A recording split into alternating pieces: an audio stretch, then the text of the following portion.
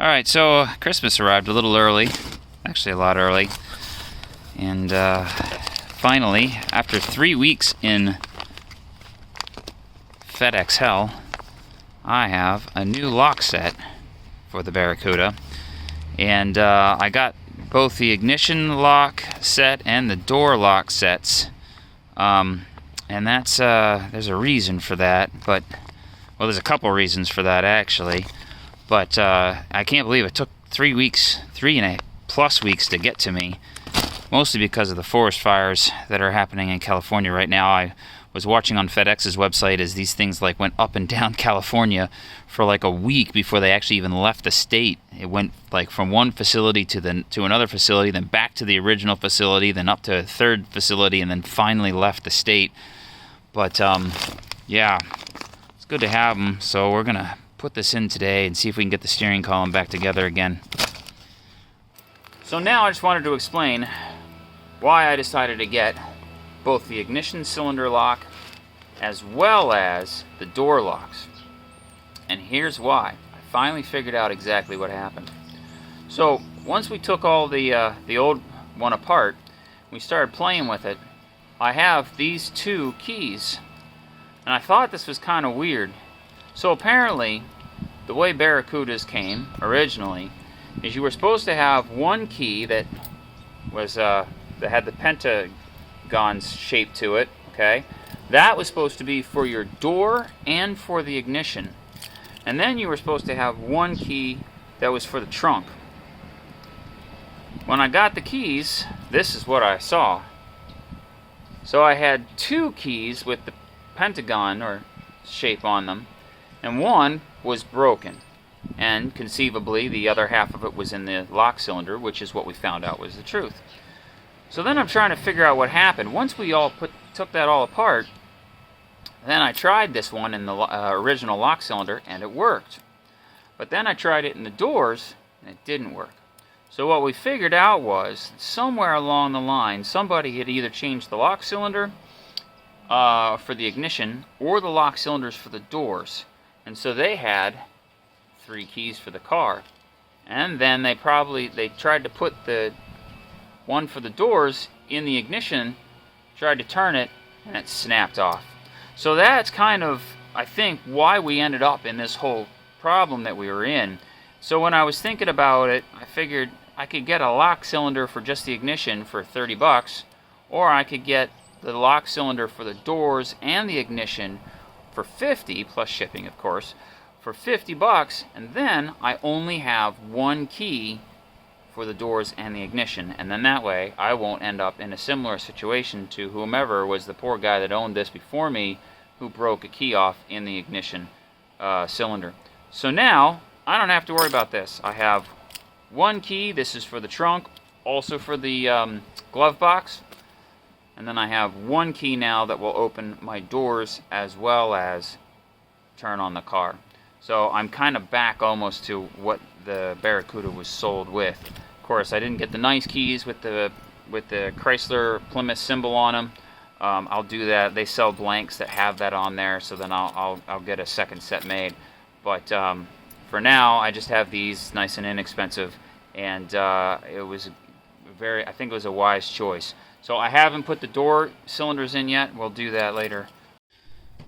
So when you're putting the new lock cylinder in, there's a couple of things that I noticed about this. First thing is it has this nice locking spring. You're going to have to, once you get that in, you have to push that in. You have to push that in before it'll go in. The second thing is you've got this kind of like raised up column portion here. That needs to go in that column that's way back there. It's kind of hard to see, but like right here. And then the next part that's really hard, as I started to get it in, this little clip here kind of puts a lot of pressure on the side wall of the where the cylinder goes. So it's going to be physically a little bit harder to get in than I was kind of hoping, but let's give it a try. Nice and shiny, works out really well. this part here where you actually turn the ignition with your fingers, that's actually one of the major reasons why I'm not sticking with the old one, even though I was able to repair it. It's just because it was missing this, and I didn't know where it was, and they must have taken it off when they were trying to figure this out. And, you know, I don't know how long it sat or why they were doing this, but this should just bought a new lock set, because it wasn't that expensive. Like $70 for, it was $50 plus shipping for this and 2 door cylinders as well. So not too expensive. Wish I'd done this a little earlier. So at first I was afraid they might have sent me the wrong one because of this little clip here. Kind of see that.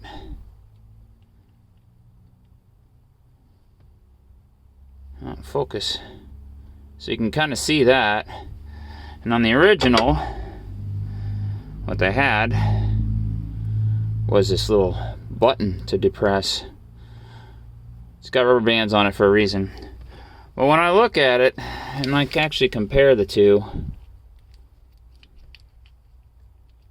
I mean, they're identical, or pretty much. It just looks like they've redesigned that lock here. So went in, it started to go in really hard, and I pulled it out because I was a little concerned, but everything seems to be okay. So we're gonna try to put that back in again. It was really giving me a lot of resistance, and I just wanted to double check with the old one to make sure that it was actually the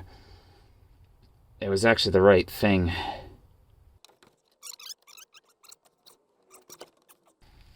So what I had to do is take the screwdriver and leverage it in like that. And now it's locked in there. Locked in there good. Hopefully I can get it out. I'd hate to have put this in a way that maybe I did something wrong. I don't know. But because I'd like to, you know, eventually refinish the steering column, and I'd need that out of there to do that. But for now, we should be good. Now we're just going to have to reassemble the whole thing, but that looks nice and shiny. It's unfortunate that this is so beat up around the edge here, or else be looking really nice. So, moment of truth, I suppose. Oh, yeah.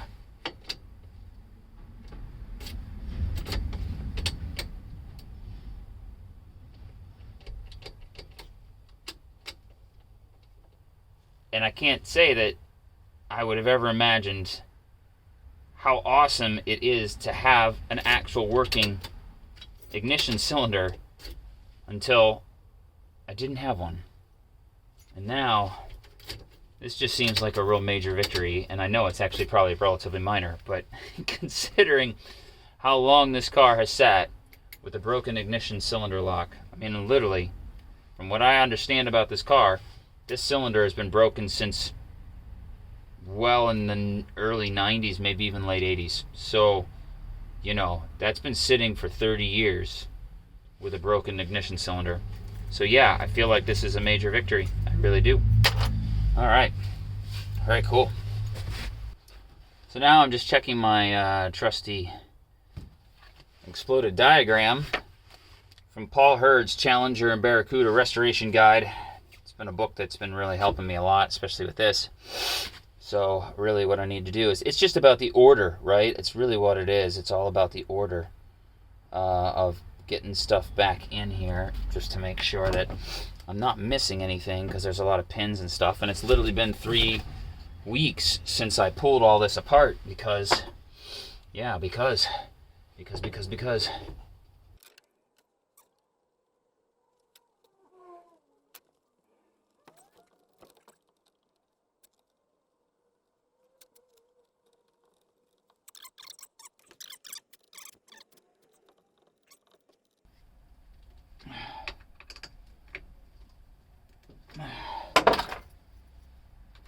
I just have to do this again.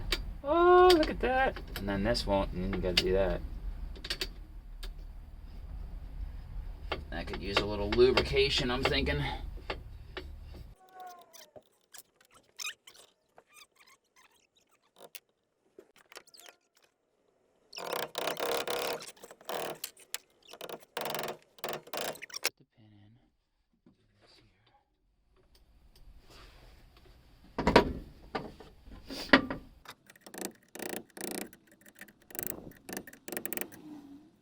So it's a good thing that I made these videos, because I had to go back to the ones where I was taking it apart. When you do this, you'll have 2 snap rings. Now on my car, they're different. In all the illustrations I've seen, they're the same. But I didn't know which one went where, and honestly, I'm not sure that it really matters.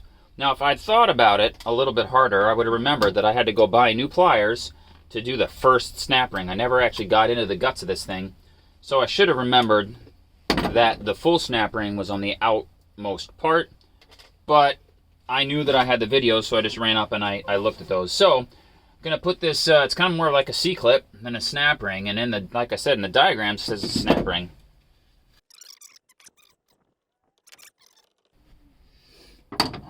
Yeah, so the problem is, I gotta get this bearing on there so that it clears up to this second ring right here. It doesn't wanna do it. See if an O2 sensor socket, looks like that might just work.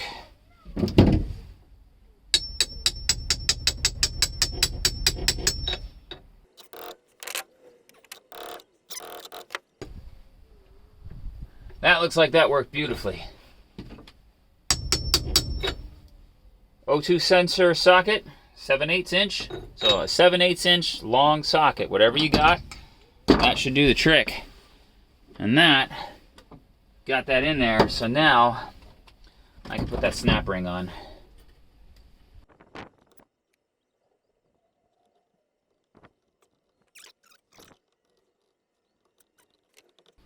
Make sure that it's seated.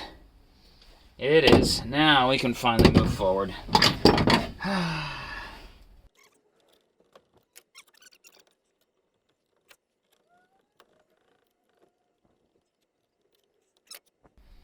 So some people might also ask why I am not choosing to like repaint and refinish the whole steering column. And that's a good question. I've actually asked that question myself a couple of times. And the answer is, I just want to drive this car. Like, I want to get it started. I've got a lot of work to do on this thing. I've taken, 15 years just to get it to this point, just to get started on it because of life and everything else like that. Like, now, honestly, I just want to get it driving. And, this is not a super high value Barracuda. I mean, all Barracudas are pretty high in value, I suppose, because they're relatively rare. But this isn't one of those like super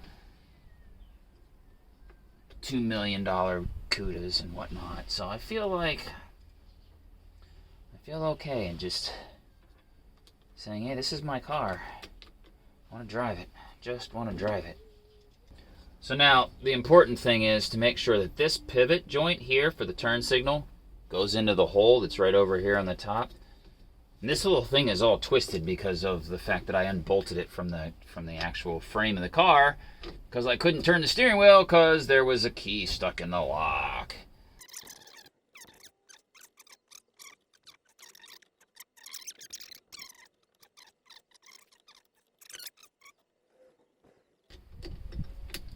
Pain. There we go. I heard it click. It's a pain in the butt to get that thing in there. And it's a flathead screw. If you stick with me through all this, I imagine that I'm going to find other flathead screws in my car. I hate flathead screws. Hate it, hate it, hate it, hate it, hate it. Like, they're awful. They are just the worst. They're just horrid. Okay, so let's make sure everything's tight. Give it a one over here.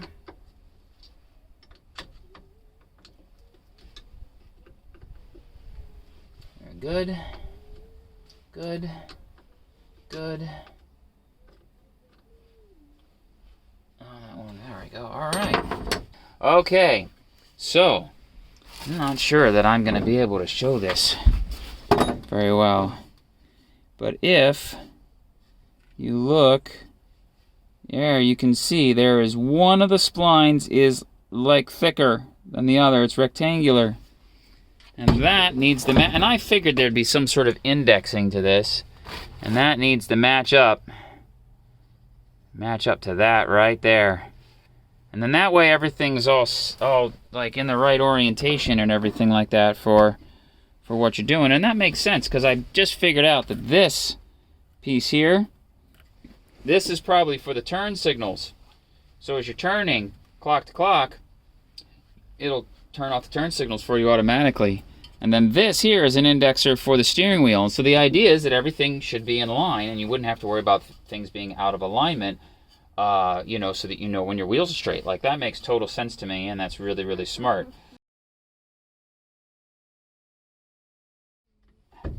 There we go. That's not an easy thing to line up.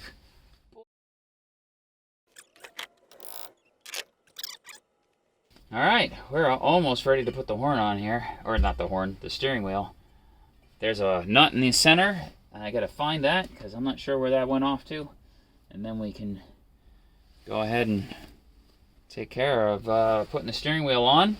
And then we have to bolt this all back up to the frame so that we have the steering wheel in its right location. Alright, so now to get this center bolt in here, it's actually really hard because if you put it in a socket, then the socket might have too much space. But if you can get your hand small enough and not get it stuck, not that I recommend this, because you don't. Could be like a raccoon trap. There we go.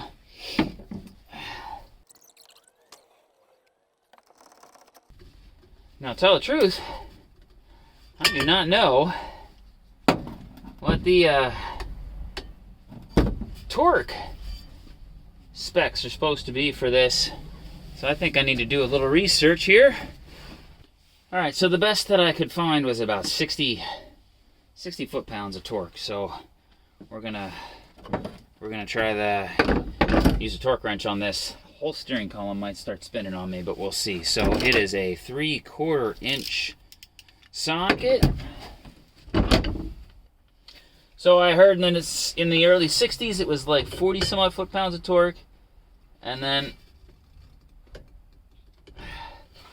in the 70s it went to 66. So I'm gonna do it for 60, and we'll just see what happens here.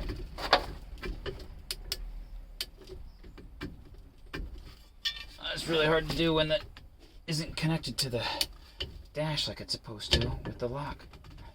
I might have to do that first. Alright, I'm gonna have to do that first. So I have to connect it down here. So first, trying to do this right, now put on this little plastic piece that covers all the wires.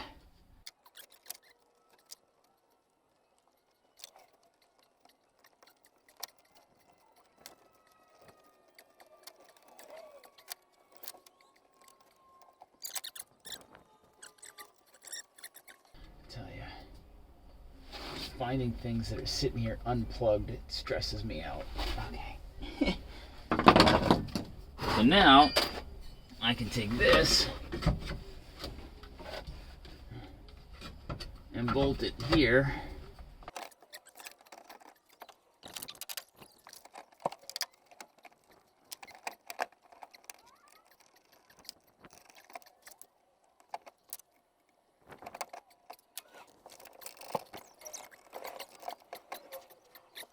So my biggest problem is there's two bolts that go right up here. It's been 15 years since I've seen them. I don't know where they are. That's going to be kind of tough, but I should still be able to get my torque on this.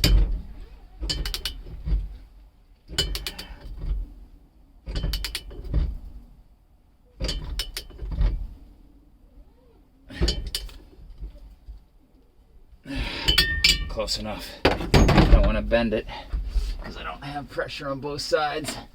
That would be kind of cruel. So that's pretty good. I'm going to leave the steering wheel off for a minute here and see if I can figure out what size bolts those are. It's going to be a lot of testing.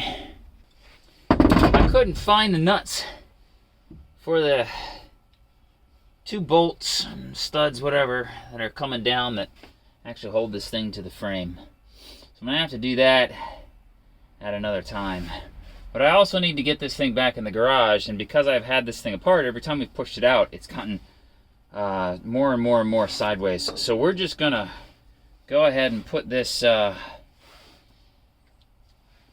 put the steering wheel on, and then I will worry about the rest later. Oh man, I love the steering wheel on this thing.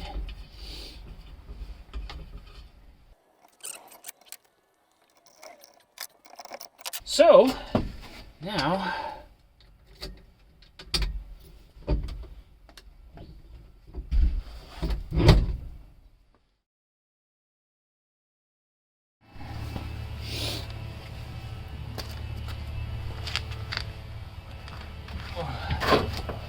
okay, so through all that, basically, I'm done with the ignition. The keys work. The steering wheel locks. All I really need now is the bolts that actually lock it up to the frame. I'm going to have to get new ones for that. I don't know where those are. But I can consider this portion of the car done. So really, my next step is to investigate the transmission, because it's been disconnected inside here. And then, maybe, once we get that, we know the transmission's in the right place and it's, you know, not going to catch or anything, I think we might be ready to start it. But that's basically a trip through the steering column of a 1970 Barracuda. Thanks for watching, and hopefully you found this interesting, maybe some informative. Maybe you have a Barracuda or a Challenger, and you know, you needed the help kind of seeing what was in the middle. Hopefully it helped you. But anyway, if you liked it, hit the subscribe, hit the like button, and until my next project, I'll see you later.